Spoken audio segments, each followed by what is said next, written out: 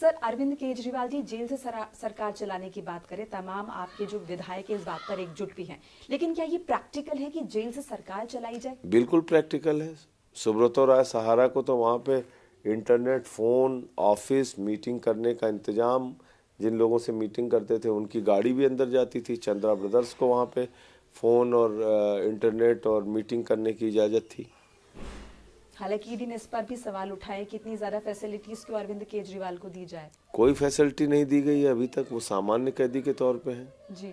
लेकिन अगर 2 करोड़ लोगों के द्वारा निर्वाचित, 3 बार प्रचंड बहुमत से निर्वाचित एक मुख्यमंत्री है, तो उसको जो सामान्य सुविधाएं मिल सकती है दिल्ली के काम को संचालित करने के लिए, उसको मिल जाना चाहिए। क्या इसमें प्रॉब्लम है भाई? वो कोई दोषी, उनके ऊपर कोई आरोप सिद्ध थोड़ी हो गया। सर, प्रैक्टिकली जरा समझाइए, क्या ये पॉसिबल है? कितनी आप बैठ के कर लेंगे? कितनी दिल्ली की जनता के फेवर में काम हो जाएगा? एकदम। लगातार आम आदमी मैं पार्टी बता रहा हूँ, मैं तो जेल में रह के आया हूँ ना। मैंने वाइस प्रेसिडेंट को चिट्ठी जेल से लिखी, वो अटेस्ट होके जाती है।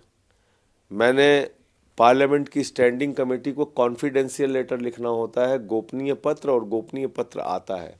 गोपनीय पत्र आया सील्ड कवर लेटर में, और मेरे सामने सील्ड उसकी खोली गई। मैंने लेटर लिया, जवाब दिया सील्ड कवर लेटर में, वापस पार्लियामेंट में आया, कोर्ट से ऑर्डर लिया। कोर्ट ने ऑर्डर किया जब भी स्टैंडिंग कमेटी की मीटिंग हो, जब भी स्टैंडिंग कमेटी बुलाए कि तो उसमें संजय सिंह को भेजा जाए। बताइए क्या नहीं हो सकता? यानी आपको लग रहा है कि अरविंद केजरीवाल कोर्ट के भाई अभी क्या है कि वो विचाराधीन। आप ये समझिए, पहले हम लोगों का मामला ज्यादा हाईलाइट होता है। 80% लोग देश की जेलों में विचाराधीन है, अंडर ट्रायल है। 80% हमारे देश की न्याय व्यवस्था को समझिए, 10-10 साल से लोग विचाराधीन हैं। अभी जीएन साई बाबा का मामला हुआ, 90% जो व्यक्ति हैंडीकैप्ड है उसको आपने 10 साल तक जेल में रखा, उसके बाद कह दिया ये तो निर्दोष है। आप बताइए, उनके जिंदगी के 10 साल कौन लौटाएगा? जी।